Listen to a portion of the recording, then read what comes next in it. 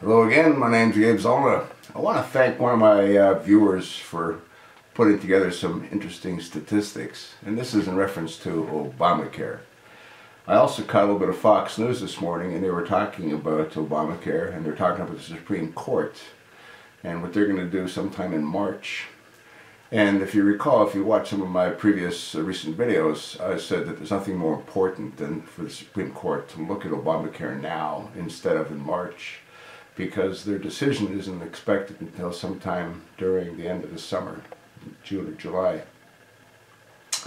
In either case, what the viewer wrote was, taxes all passed under Obamacare. Reminder for those who forgot, for many that didn't know. Here is what happened on January the 1st, 2015. Top Medicare tax went from 1.45% to 2.35%. Top income tax bracket went from 35% to 39.6%.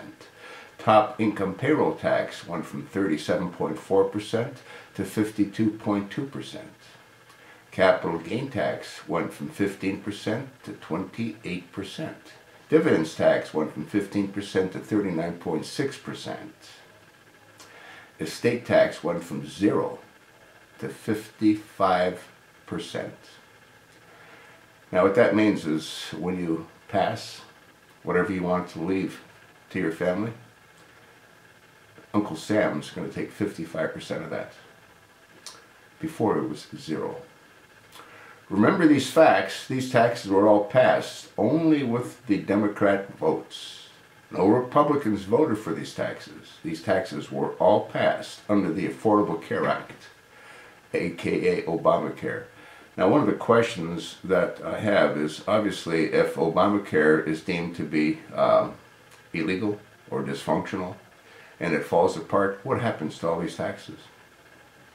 Can you see the mess that Obamacare has made, not only in our health care, but in our financial well-being as well? And it also goes to further reconfirm what I have said. This administration has turned us into slaves. They're taking, in each and every way they can. Wait till you see what the EPA does to your energy costs. This whole thing, as well with the gasoline, you have to ask yourself a question. How is it possible that the cost for a gallon of gasoline is pretty much half of what it was less than a month ago? Do you think maybe they've been manipulating it all along? One of my friends that I spoke with thinks that it's the administration's way of trying to destroy the Russian economy. The president of Russia, Vladimir Putin, said that they need oil to be sold at $100 a barrel for them to be where they need to be financially as a country. Well, it's nowhere near that now.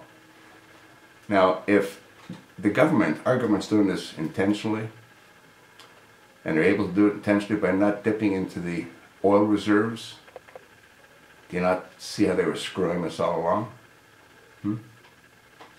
I do. Anyway, I want to thank my viewer again for writing what he did, and I hope you appreciate the effort that he went through to put all these figures together. They're frightening numbers. Once again, we've become slaves to this African Muslim dictator. That's what I think. So what do you think?